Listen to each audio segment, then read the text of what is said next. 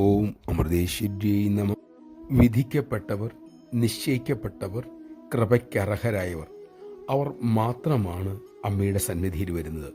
അക്കൂട്ടരിൽ വളരെ കുറച്ചുപേരെ വീണ്ടും വീണ്ടും ദർശനത്തിന് വരുന്നുള്ളൂ. ചിലരാകട്ടെ വർഷങ്ങൾ കൂടുമ്പോൾ മാത്രം വരുന്നു. ബാക്കിയുള്ളവർ വരുന്നേയില്ല. എന്തുകൊണ്ടിങ്ങനെ?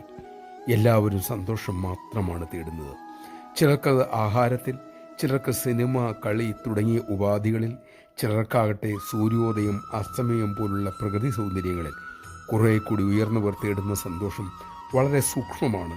അത് സദ്ഗുരുക്കന്മാരിൽ നിന്ന് മാത്രമേ ലഭിക്കൂ.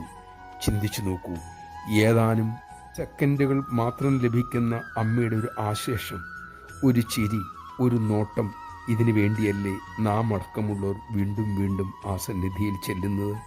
അപ്പോൾ ആ ആനന്ദം ഏതായിരിക്കും? അത് വിശ്വജനനിയുടെ ആനന്ദത്തിൻ്റെ ലേശം മാത്രം. നമഃശിവായ. വീണ്ടും വീണ്ടും മാതൃദർശനം ലഭിക്കുന്ന നാം എത്രയോ അനുഗ്രഹീതർ.